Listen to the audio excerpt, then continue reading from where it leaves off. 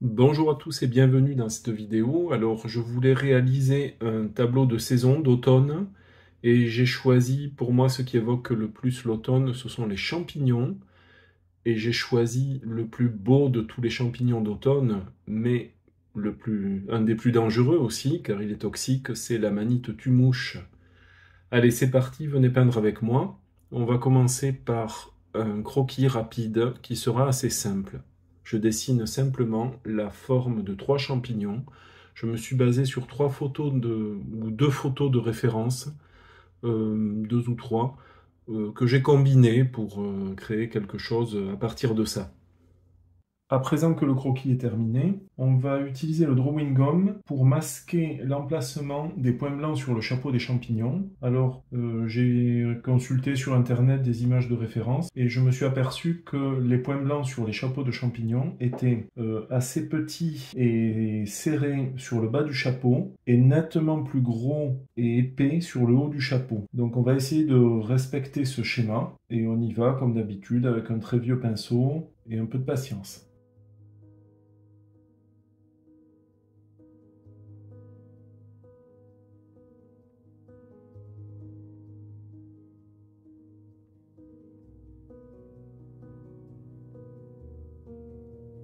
Alors on va commencer par peindre le fond.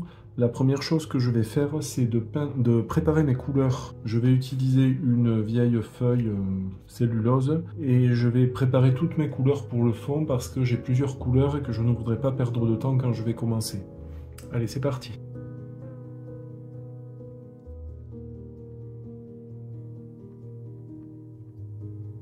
Alors je vais profiter de ces essais de couleurs pour réaliser des essais de texture aussi. Par exemple, en recherchant comment on pourrait peindre de la mousse.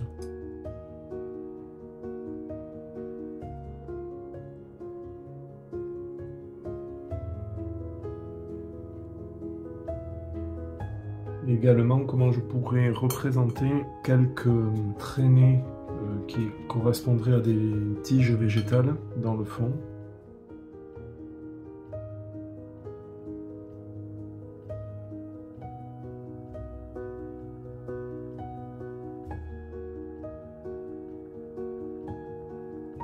Allez, c'est parti.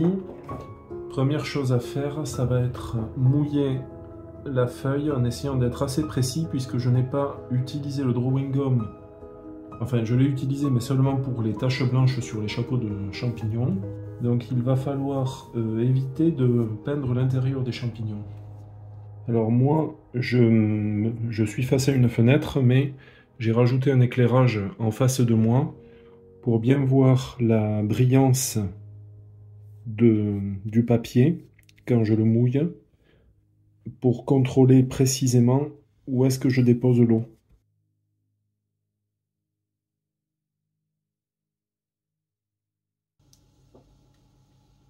On va peut-être passer à la taille supérieure en pinceau par contre, parce que là c'est un petit peu léger.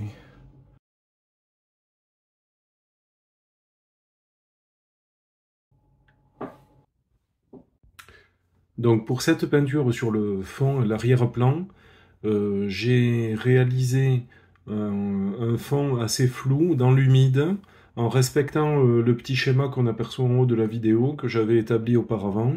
En gros, je me suis contenté de peindre les grandes zones dans les couleurs que j'avais choisies et ensuite de retravailler mes couleurs humides sur humides, tout ça le plus rapidement possible pour avoir une bonne fusion des couleurs. Je voulais avoir un arrière-plan assez flou pour que mon sujet principal, les champignons, se détache nettement de l'arrière-plan. Je vous passe cette séquence en accéléré. Sachez qu'en temps réel, cette première étape a duré environ 10 minutes.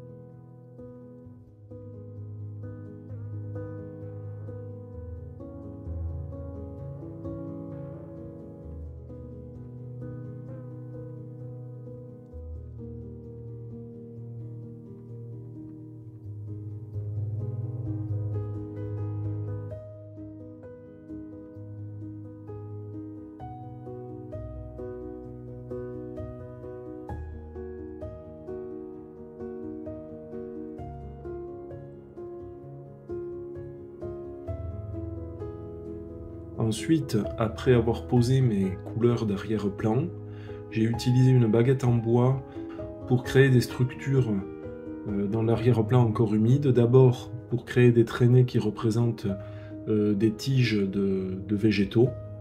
Sur ce passage-là, je vous laisse la vidéo en vitesse réelle pour que vous puissiez apprécier le travail avec ces accessoires.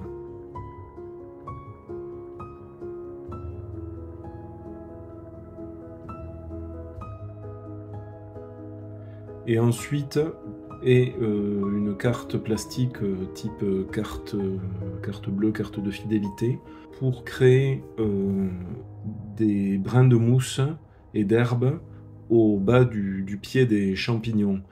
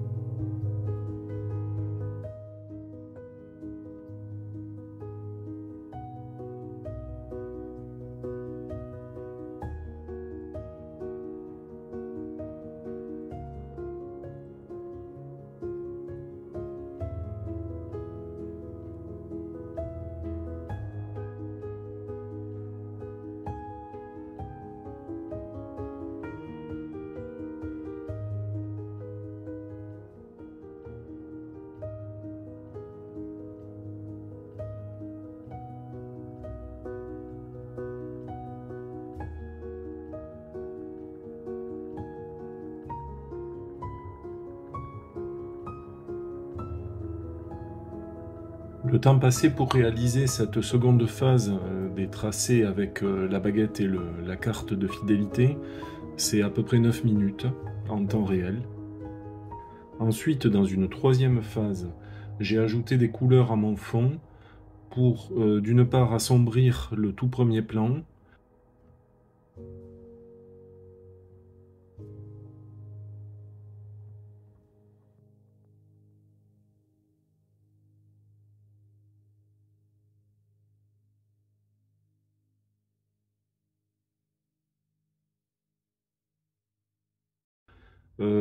faire des tracés verticaux marron pour représenter de façon un peu floue au loin des troncs d'arbres.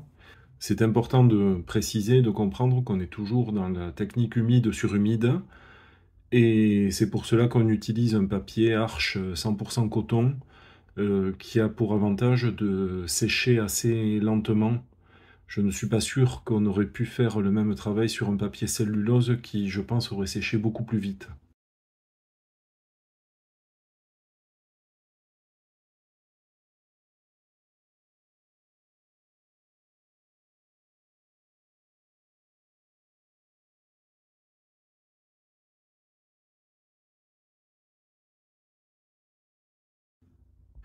J'ai donc continué à apporter des couleurs, à assombrir un petit peu mon fond, à rajouter du vert sur la première couche jaune que j'avais passée.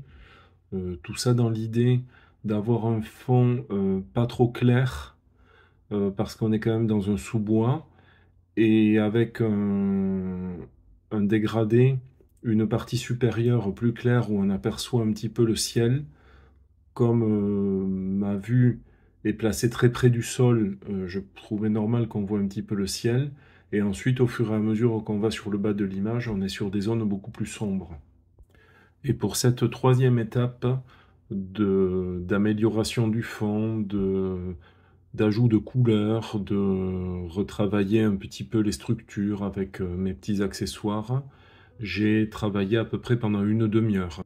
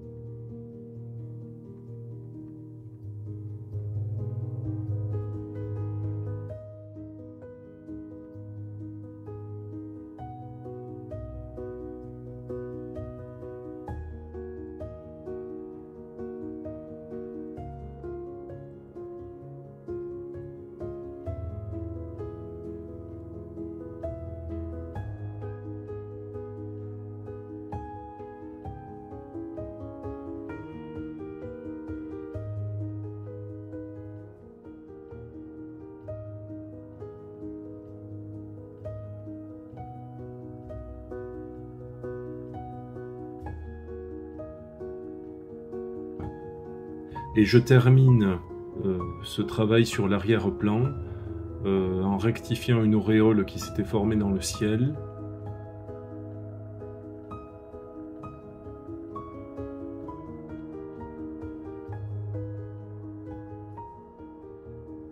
Et en ajoutant des petits mouchetés au bout des tiges que j'avais tracées avec le bâtonnet, des mouchetés avec le pinceau sec ébouriffé, un peu la technique que j'avais proposée pour les feuillages d'arbres dans un précédent tutoriel.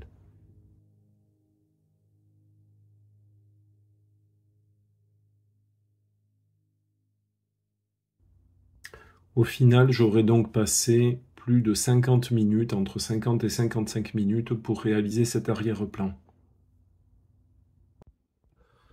L'arrière-plan est terminé, sec. Il est assez proche de ce que je voulais obtenir, mais comme on a travaillé beaucoup dans l'humide, on a beaucoup de fusion de couleurs, un côté très flou, qui me paraît peut-être un petit peu fade. Alors pour le dynamiser un petit peu, je vais essayer de créer des projections. Comme je maîtrise mal cette technique, je vais d'abord m'entraîner sur une feuille de brouillon.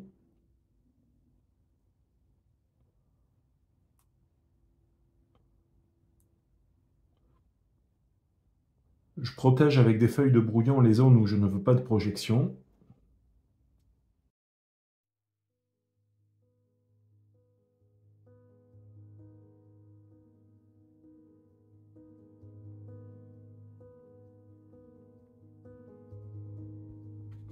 On peut aussi déchirer des papiers pour faire des caches.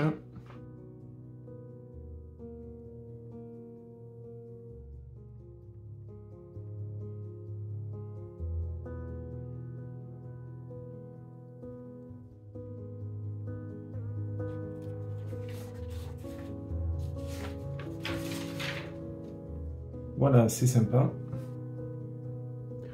Voilà, alors maintenant nous allons passer à la peinture des pieds de champignons et des lamelles. À mon avis, une étape assez compliquée. On va voir comment on s'en sort. J'ai préparé un mélange brun très clair avec beaucoup de jaune. Et je vais m'en servir comme base.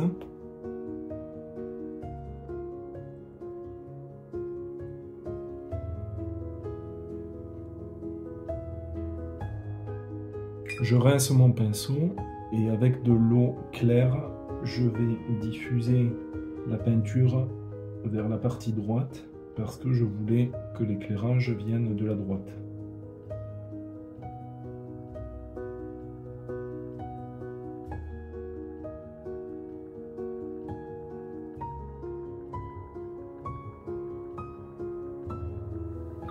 Je vais appliquer le même procédé sous le chapeau.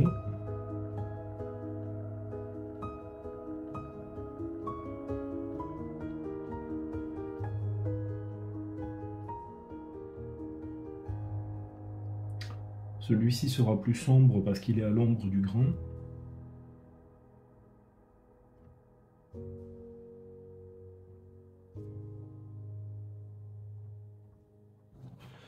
Je commence à poser quelques ombres avec un mélange un peu plus foncé.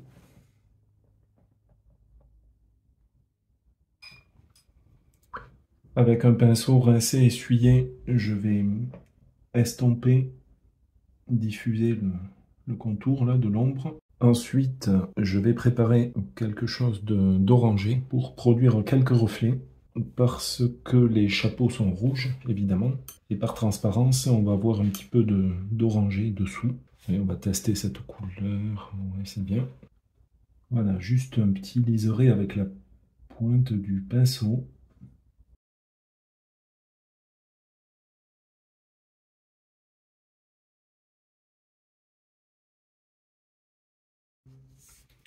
Et avec un cure-dent, je vais suggérer les lamelles du champignon. On va voir ce que ça donne. Je vais plutôt faire ça avec un manche de pinceau parce que le cure-dent est trop pointu.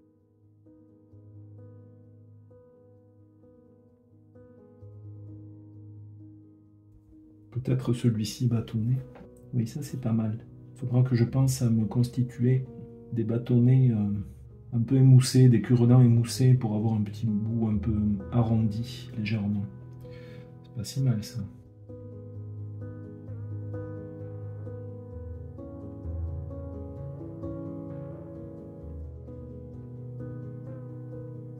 Je continue comme tout à l'heure à donner un peu de relief sur les pieds de champignons. Ensuite, je vais prendre quelque chose d'assez jaune et d'assez pâteux.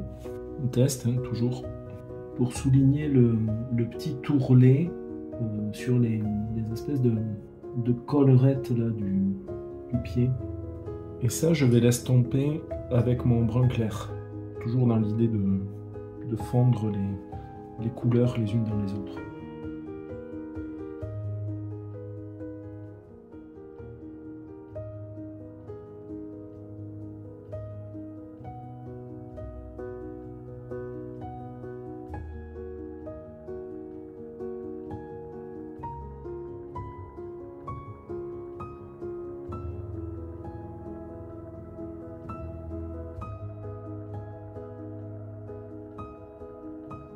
Là, je travaille avec un pinceau sec pour donner du relief et de la texture. Vous l'avez compris, mais on va du clair vers le foncé, hein, méthode classique de l'aquarelle.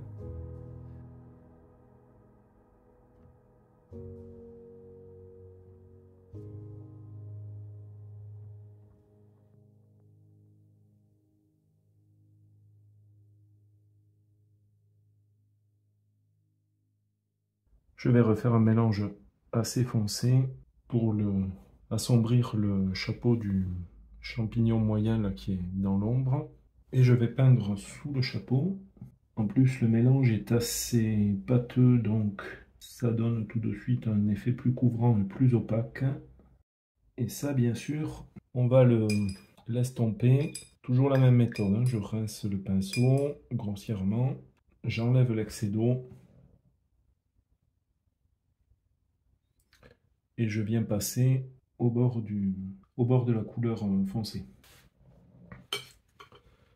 Je vais faire un léger retrait, brosse synthétique, on trempe dans l'eau claire, on essuie un petit peu l'eau, et on fait le retrait, et on dépose sur l'essuie-tout.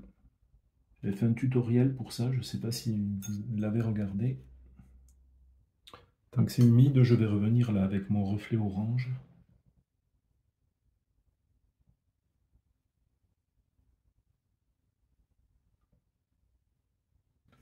J'ai envie d'insister un peu sous le chapeau du grand champignon, par ici, là.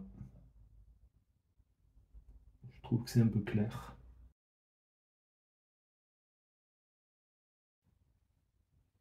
Voilà.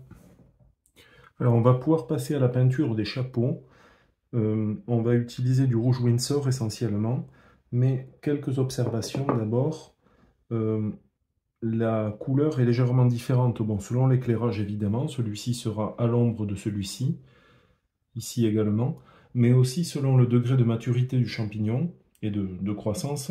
Les petits comme ceux-là sont d'un rouge beaucoup plus vif que les gros quand ils quand il pousse et qu'il se développe, le bord du chapeau est plus orangé et le sommet plus rouge. Donc il va falloir en tenir compte. Je vais d'abord tester la couleur du rouge Windsor pur et la comparer avec ma photo de référence. C'est pas si mal pour le petit champignon, même si je me demande si on n'aurait pas dû quand même lui ajouter un tout petit peu de jaune. Je pense que c'est mieux. Donc je vais commencer par le plus petit champignon. Je réserve cette zone-là qui est un reflet de lumière. Puis là, je m'embête pas, hein, le drawing gum fait son boulot.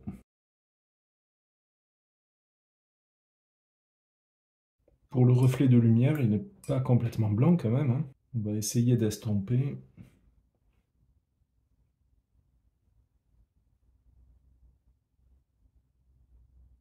Voilà. Et ensuite, il va falloir ajouter des ombres directement dans l'humide. Donc je vais prendre du rouge Windsor. Je vais le déposer. Une pointe d'outre-mer. Voilà. Avec un peu de teinte neutre. Je pense que ça va le faire. On va voir ça. Je rince le pinceau parce que il faudrait pas qu'il soit trop chargé.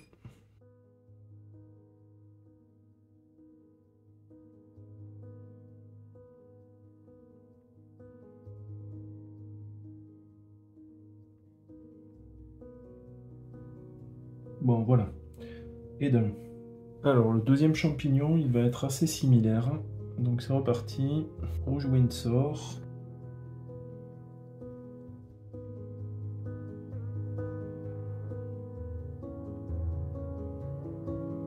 Cette fois, je n'ai pas laissé de zone non peinte pour un reflet parce que il est dans l'ombre du plus gros. Je vais m'en tirer avec un retrait qui va être décalé par rapport... j'avais décidé que la lumière, l'éclairage venait plutôt d'en haut à droite, mais comme il est dans l'ombre du grand champignon, ça va plutôt être par ici. Et je vais poser des ombres.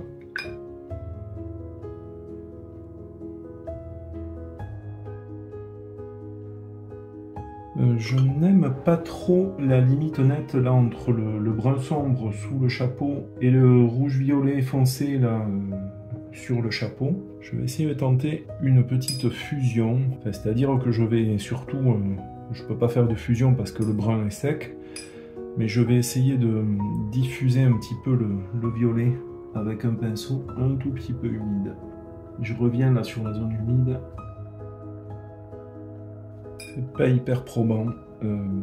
Peut-être que quand ce sera sec, complètement sec, je ferai un glacis foncé ici.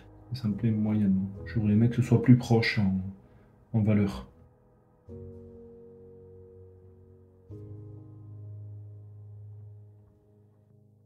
Alors, comme je disais tout à l'heure, pour le dernier champignon, je vais préparer un mélange orange que je vais appliquer sur le bord du chapeau et ensuite je vais remonter avec quelque chose de plus rouge.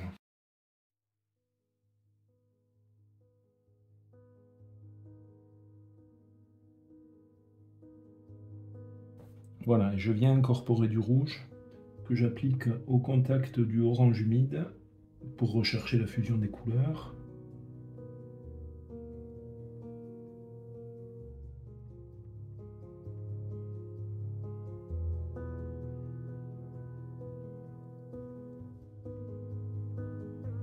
Et ensuite, on va rajouter du rouge en remontant.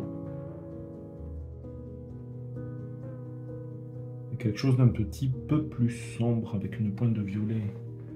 Voilà, pour donner un petit peu de nuance, mais je n'oublierai pas de faire des retraits pour les reflets.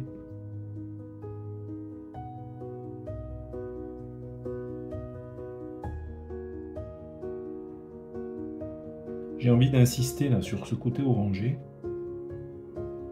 Peut-être avec des touches comme ça un petit peu verticales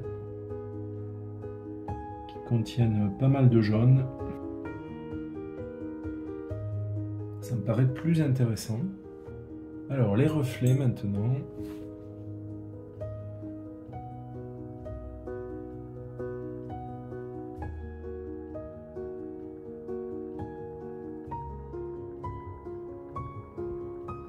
que ce grand chapeau sèche un petit peu, je vais reprendre du brun pour assombrir un petit peu sous le grand chapeau justement, parce que à cet endroit le champignon est plus épais et donc plus d'ombre.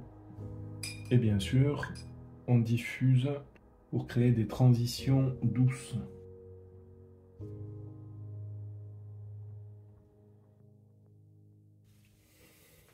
Voilà. Alors ensuite, je vais essayer de retravailler façon glacis là, le dessous de mon chapeau. Et là aussi, donc je suis revenu avec un mélange très sombre là, avec pas mal de teintes neutres. Et là aussi, je vais le diffuser. Ouais, je crois que ça me plaît davantage. Je voudrais réaliser un petit ourlet jaune clair sur le bord de ce chapeau. Pour cela, je vais utiliser de la gouache que je vais mélanger à mon aquarelle jaune. Et je vais utiliser le Rigger, le pinceau traceur, qui produit des tracés assez fins.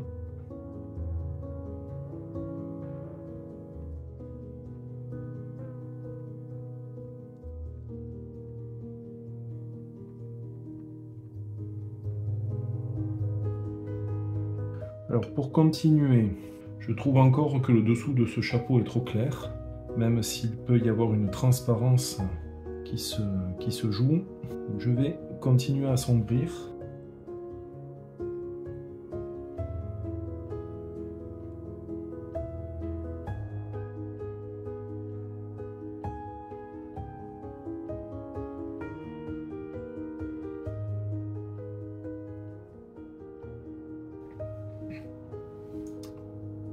Bon, on va laisser sécher, puis on va voir ce que ça donne.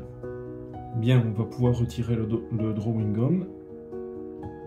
Petit travail de patience en perspective. Je vais m'aider d'un petit cutter pour gratter.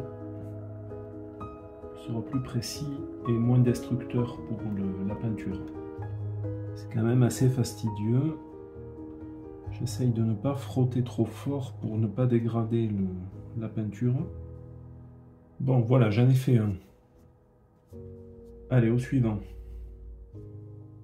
Bon, voilà, le deuxième, c'est fait. Alors maintenant, on va passer au troisième. Je suis un peu surpris parce que j'avais fait plein de petits points blancs, enfin de points de drawing gum sur le bas du chapeau et je ne les vois plus. La peinture les a complètement recouverts. Donc on va voir comment ça se passe pour le retrait. Si j'arrive pas à retirer, ben tant pis, on verra bien. Ça m'est jamais arrivé ça. C'est vrai qu'ils étaient tout petits ces points, donc... Ah, en frottant avec le doigt quand même, on arrive à les retrouver. Si, ça y est, ils apparaissent. Les voilà. Oui. Ah, je suis soulagé. En tout cas, on peut observer que c'est quand même assez bien tenace l'aquarelle sur le papier parce que ça fait un petit moment que je frotte là avec insistance et bon, j'ai un tout petit peu de rouge sur le doigt, mais ça va, pas plus que ça. J'ai quand même quelques endroits où même en frottant avec le doigt, je n'avais pas réussi à enlever le drawing gum, c'était vraiment tout petit, alors en grattant avec le cutter, on y arrive. Et bien voilà, je crois qu'on est bon.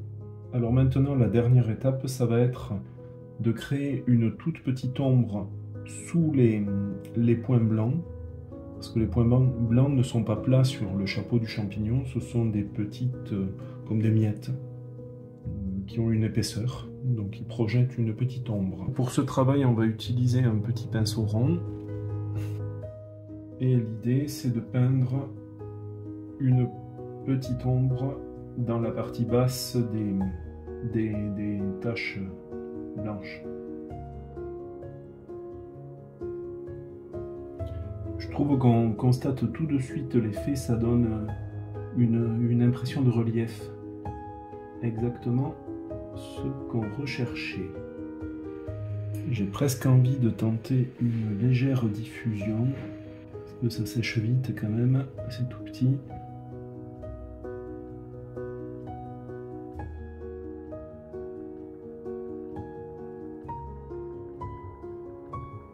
voilà, j'espère ne pas en avoir oublié. Allez, au suivant. Ceux-là, je vais les peindre en gris clair, parce que c'est le champignon qui est dans l'ombre du gros champignon. Donc les petits points blancs doivent être moins étincelants. Et j'apporte une petite tache noire dans le bas qui va se diffuser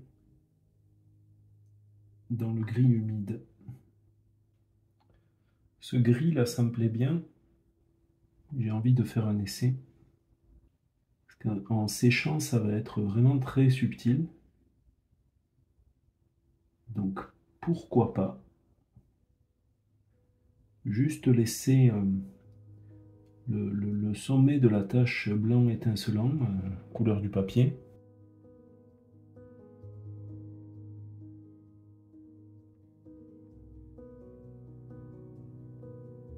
Ouais, c'est pas mal, j'aime bien. Allez, on passe au dernier. Je ne sais pas si ça se voit dans l'image, je vais rapprocher ma palette de mélange. Je travaille un gris dans du rouge qui me donne un petit reflet rougeâtre dans mon gris qui rappelle la couleur du chapeau du champignon.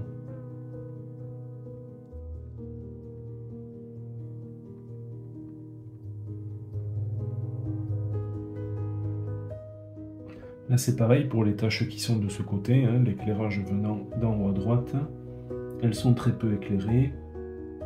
Celle du bas c'est pareil puisque le champignon se recroqueville, se referme sur le dessous pour celui-ci. Et ensuite je laisserai plus de blanc sur ces taches là.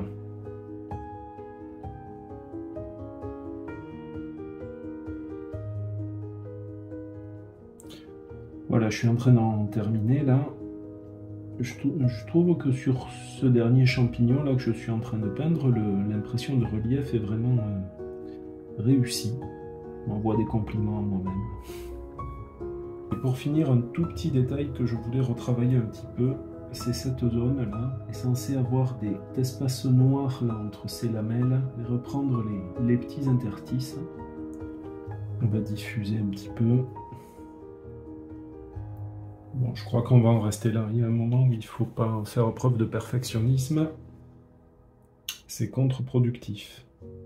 Voilà, cette aquarelle est à présent achevée. J'espère que vous avez apprécié cette vidéo. Si vous avez des commentaires, n'hésitez pas à me les faire. Si vous avez des questions, n'hésitez pas à les poser. Je me ferai une joie d'y répondre. Et je vous dis à bientôt pour une prochaine vidéo. Salut!